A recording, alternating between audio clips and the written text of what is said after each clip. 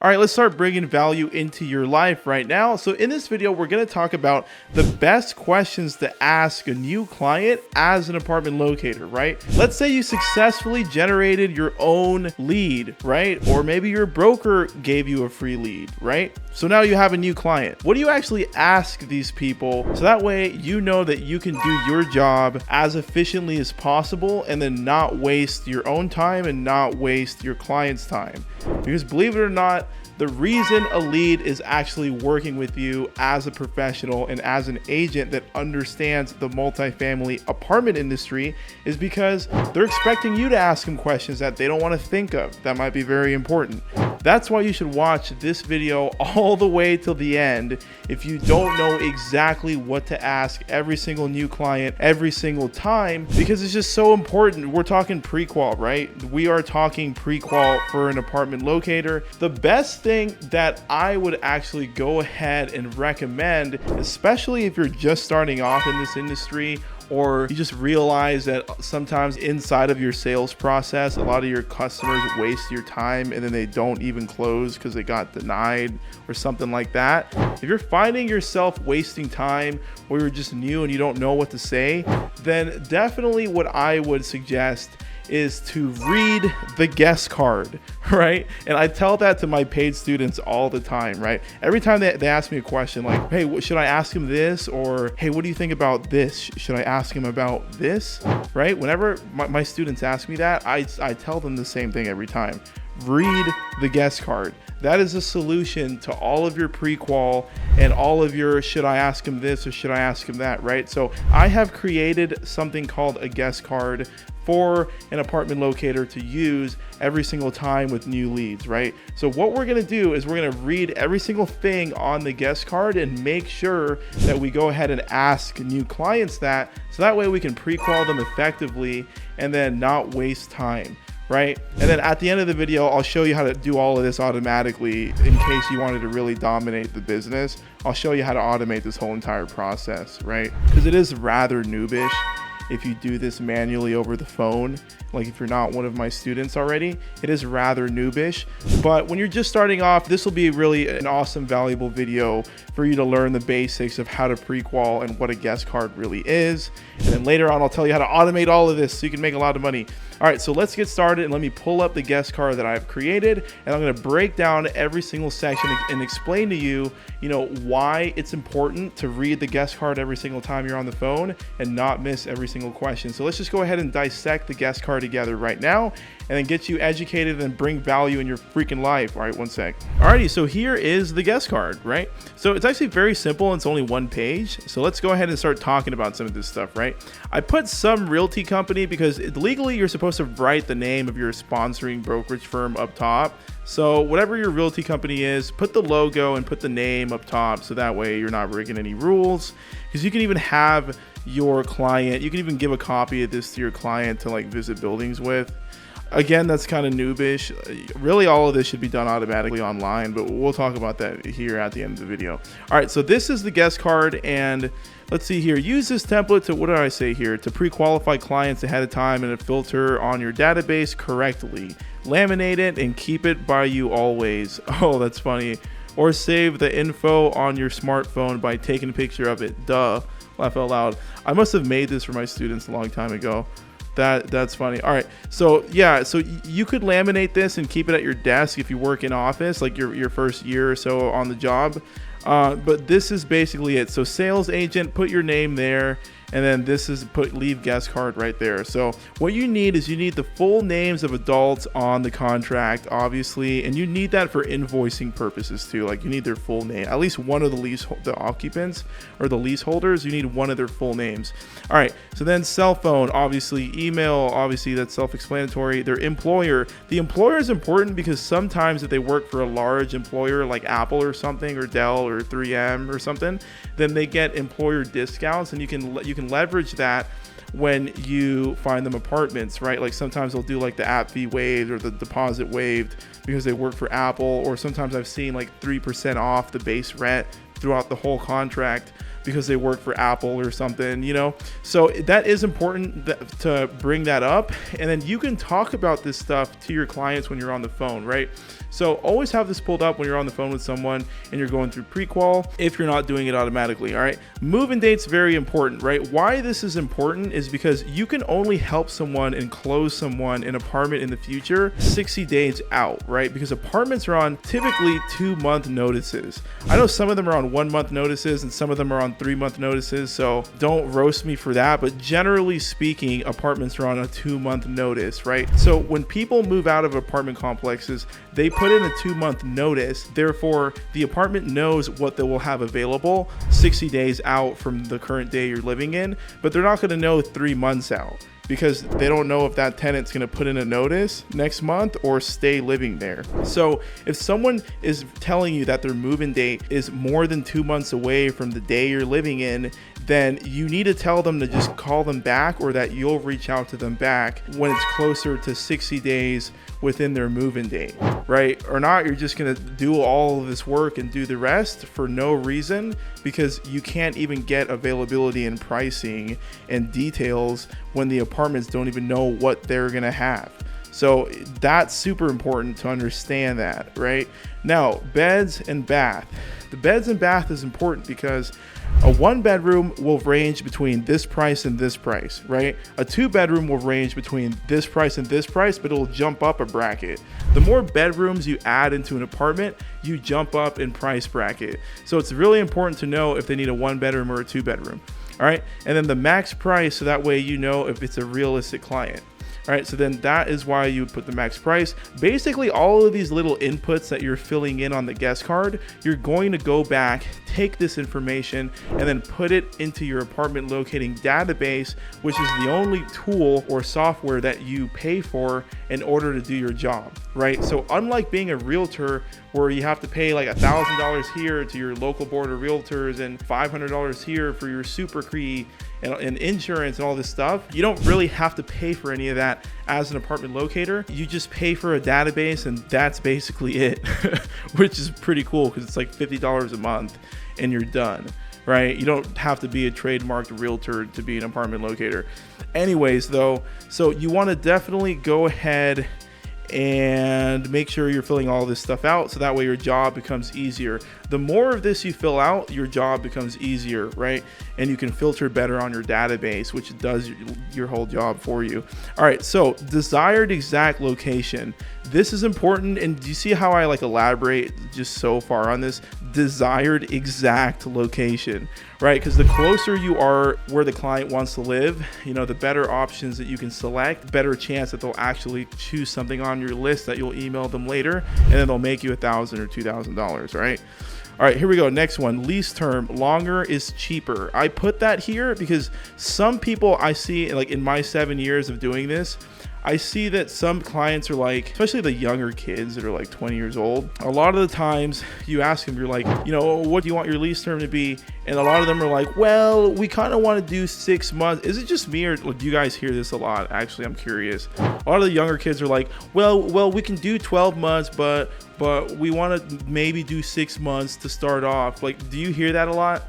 The problem with that is that we don't get paid unless it's like 10-month lease term or higher.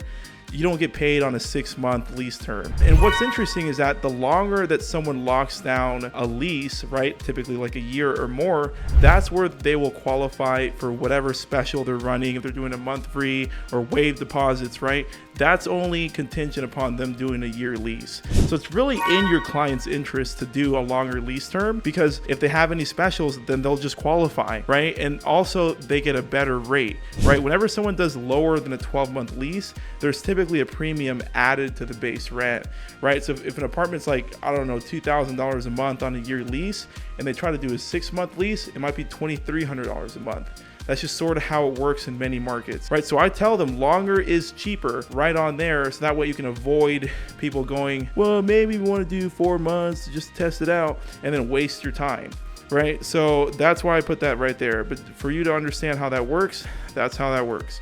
All right, any pets.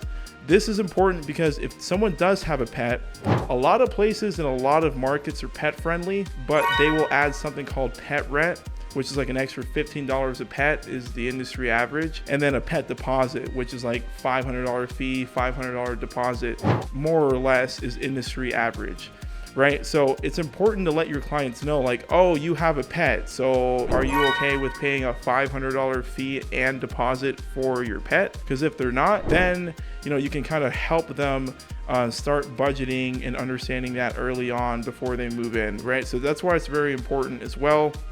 Now, if their pet is if it's like a breed restricted animal, like a pit bull or like an Akita or something like that, or a husky, some of those are not allowed in communities at all. So you need to understand that some breeds are not allowed. And when that happens, you can be like a super cool real estate agent and just let them know that all they have to do is just get an emotional support letter from a doctor or from online for super cheap, and then you can get their pets in anyways, right? So when this happens and someone has a breed restricted animal and I tell them like the hack is just to go online and get like an emotional support letter, they always feel very appreciative that I just saved them a deposit and a denial, and then they always really appreciate me and then end up working with me and then making me $2,000 when they move in. So it's very important to understand that little section right there. Okay, and then we have like sites too. If you don't know where to refer them to online for them to do that hack, just join our Facebook group below this video, and there's tons of us that give out like referrals and what sites. I think one of them is like Waggy or something like that .com or something, but there's tons of resources in our private Facebook group, so definitely join the group if you can.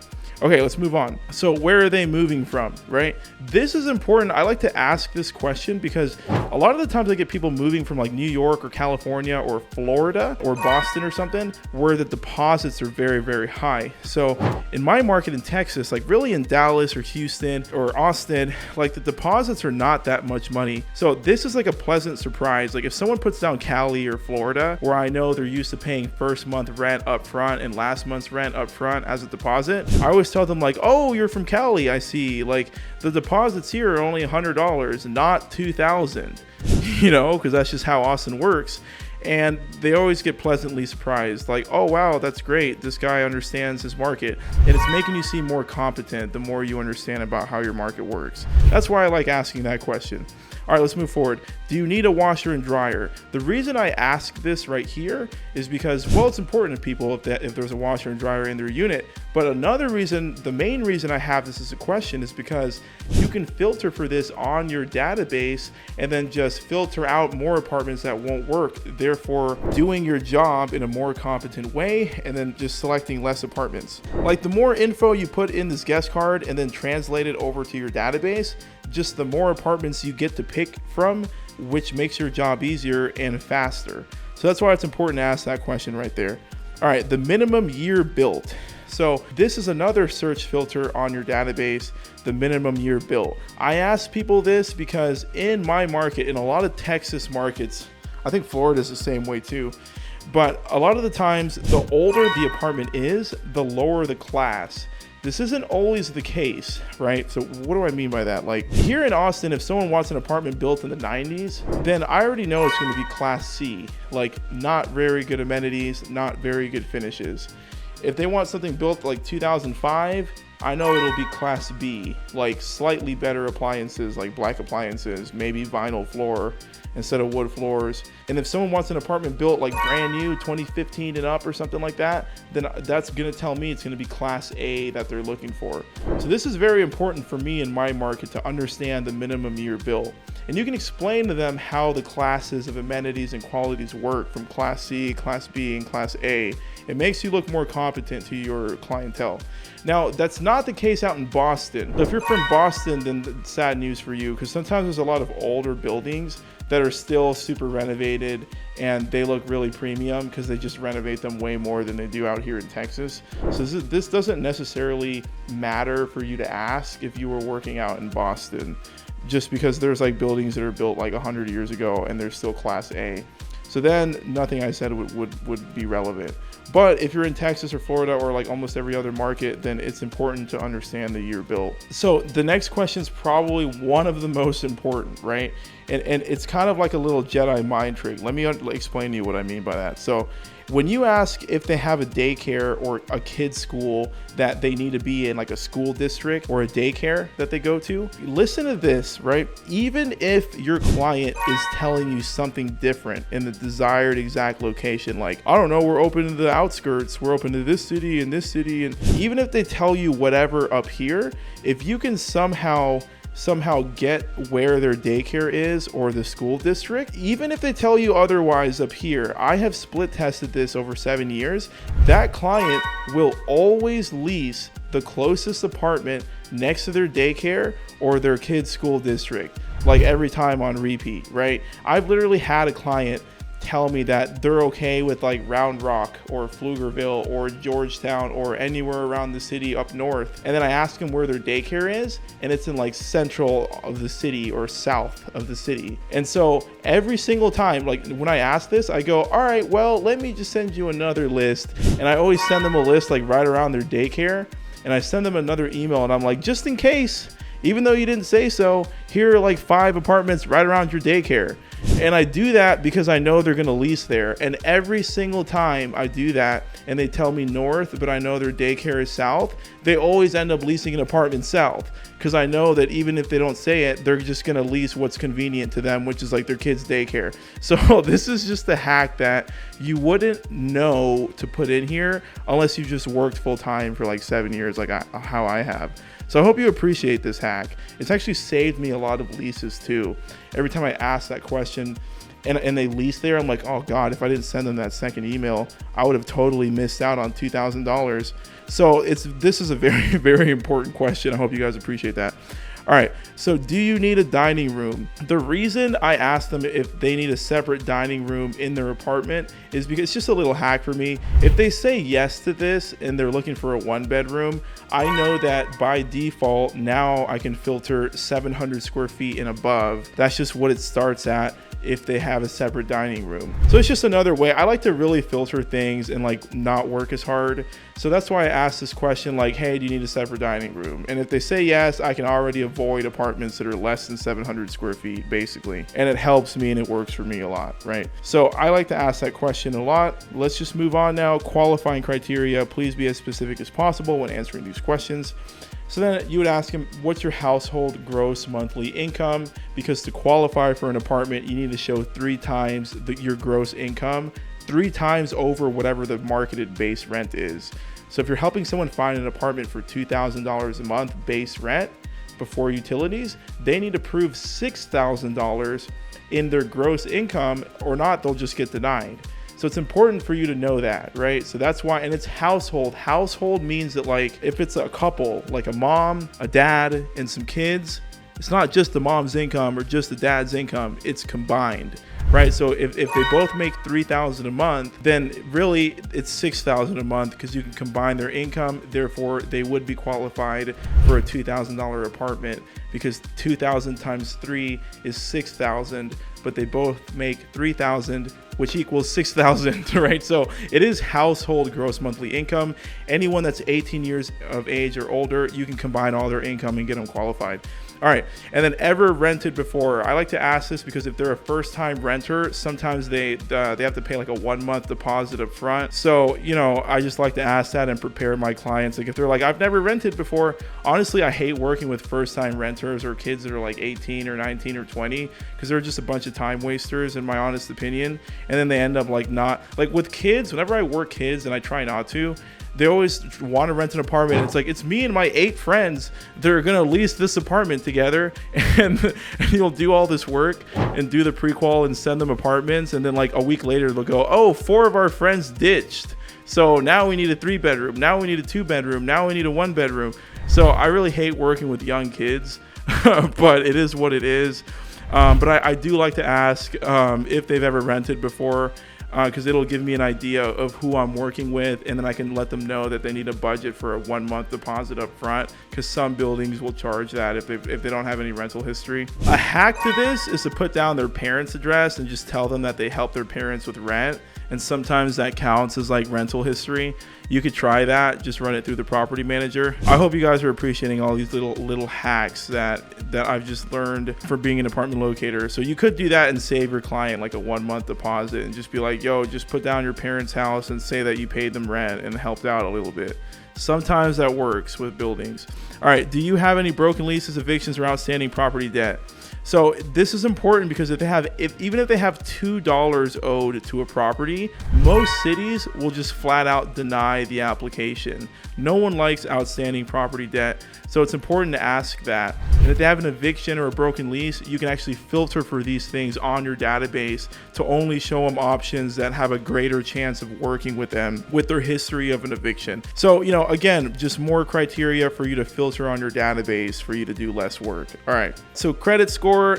Credit score isn't a huge deal with renting an apartment. Typically, if they have like over a 550 credit score, which is still considered low, but if it's over 550, they're usually approved anyways. I mean, it's not like they're buying a house or getting a mortgage. So, just keep that in mind. If they have lower than a 550, I just don't like working with them, but that's up to you. You could just refer them to a credit repair company, grab a commission, or refer them to a low credit agent that specializes in that and just grab a referral commission.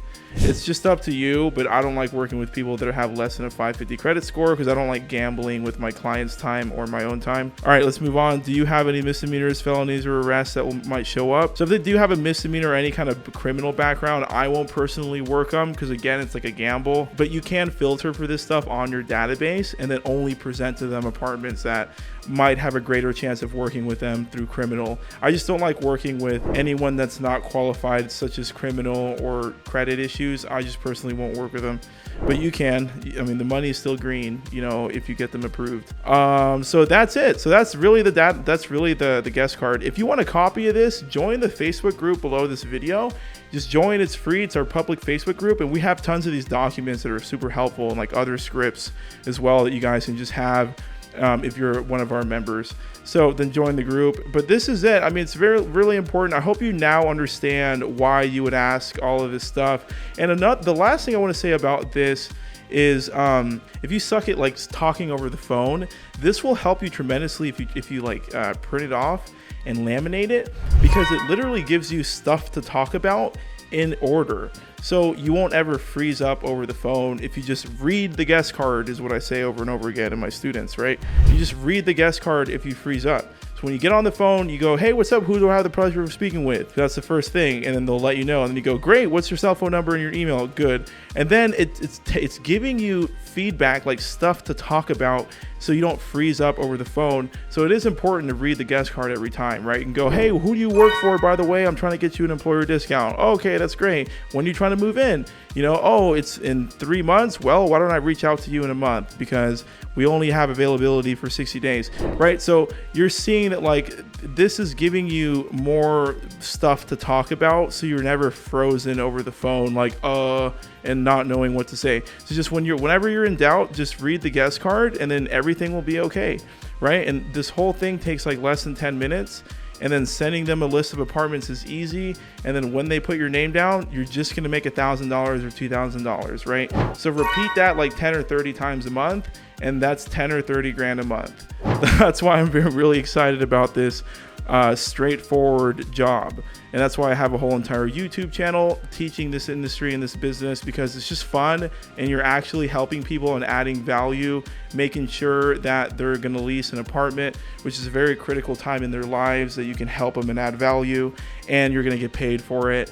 And we're not even selling anyone anything because the building pays us and the service stays free to the client. So how cool is that, to actually be able to help people in your career and then make thousands of dollars, and then you're in real estate, right? So this is just a really cool business. I'm really passionate about it. That's why I started a private Facebook group, right? So I hope you guys appreciated that video about the guest card. If you're ever in doubt, read the guest card. Now you understand the guest card. And I guess I did talk to you guys about how to automate this whole entire process. So I guess we could talk about that right now. So really, if you're one of my paid students, I will teach you how to set up software survey flows that literally just run through each and every one of those questions on your sales funnel instead of your website. because sales funnels are better than websites. But I will show you how to set up a sales funnel and then auto pre-qualify them, and then have all of that information hit a Google sheet where you can literally just lead gen by running ads in whatever platform you choose, have them go to your website, and I'll show you how to survey and auto survey all of the pre-qual stuff, have it hit your Google sheet, and then you can just wake up every day and then just look at your leads that are qualified and only call the ones that are qualified, right? These are some of the tactics that I teach in my paid program. So definitely check that out if you're interested, right? But how we get that done basically is through a sales funnel. I teach ClickFunnels. So, just a basic sales funnel that has a pitch on what your business is all about. And then we tie in like a CRM to capture their name and their email address. And then after they hit submit, I show you how to code like an auto survey pre-qual thing to ask them all those questions, and it gets immediately imported or exported to a Google sheet. So it's just super easy, right? I guess I could show you how that looks like, since I promised you I would do that at the end of the video. So let's just do that right now together. All right, so here's a sales funnel that I basically give you for free if you're one of my paid students. It's actually very short. The reason it's short and not scrollable is because if you're actually good at digital marketing, then you'll realize after split testing a bunch of landing pages that short ones are actually better for converting leads. Like, you don't want people to read a lot of stuff and waste time on your site, because then you just don't convert as many leads, right? So with this sales funnel, it's like add your brokerage firm and logo here, boom, put your number right there in case people are like internet just not smart and incompetent. They can at least call you and you're not gonna lose that lead. But I make this kind of like transparent because I would rather them go through my systems instead of calling me, because I don't wanna work manually, right? So I kind of make that small. But basically, if you were my student, I would show you how to upload a video right here instead of this guy, with a pitch that I provide all my students on how the service works, and then it makes you convert more. So there would really be a video here explaining the service professionally, but for the sake of this video, let me just show you what it looks like. And it's just like find the right apartment. I'm the city's best apartment locator. Let me help you find the right apartment per your criteria the first time around. So this is like the lead. This is the opt-in, like name, number, and then email. And then it's like, yes, help me lease already. And then they click a button. And then this is tied into the CRM, which will store your client's contact, right? So once this is done, there's some social proof right here. Just one piece of social proof, keeping it simple. All right, once that's done, it'll look like this. Amazing. Send us a Facebook message to begin the process. This will save you a lot of precious time, but you can always call us directly here. Right, so there's a huge button that's dancing around, and what I do to auto pre-qualify people is I have them click this button that I link to a software called ManyChat, and ManyChat is like a Facebook Messenger bot that will start conversations with them on Facebook Messenger. This is actually really important if they go through this, because then you can run ads like professionally on Facebook with the same lead. That's going to get really nerdy and complicated, so I'll try to keep it simple this video. Basically, I tie in ManyChat to this button on the sales funnel, so every single time I get a lead and get an opt-in, then it takes them through the ManyChat's version of the survey, and then I just ask them the same questions on ManyChat with the bot. And it's super efficient, and the client just has to tap through and click through questions, and then that's it really. Then everything gets exported to a Google Sheet. So it's very simple. The big trick was just to connect this button on the thank you page to ManyChat, and that's how I get that done. And so I just wake up, and whenever I have leads, I just call the most qualified ones, and my life is way easier. So those are the best questions to ask a new client as an apartment locator when you're actually on the job. And that's what a sales funnel looks like. And that's how I actually do all this automatically, is I drop the link to my website, all over my organic free ads, and I have them go through my website, have them go through my sales funnel, and then have them click that button, which will bring up ManyChat, and then just ask the same questions automatically through Messenger like a boss. And that's how you do that. And I hope this video added a whole lot of value into your careers and sort of at least explain the basics of why you would ask those questions on your guest card and how you should absolutely be working with a laminated, printed off guest card, like at least your first 3 or 6 months in the business, because it really helps you become competent and learn more about how to do your job effectively from the start. So it's definitely a big advantage. If you want to download this guest card template and a bunch more other ones, then click the link below this video and join our private Facebook group, because there's tons of value and we give free leads. Like, there's free leads in the Facebook group for free. I just give them out like through my paid marketing campaign. So if you want some of my free leads, then join the Facebook group, and I will see you guys on the next one.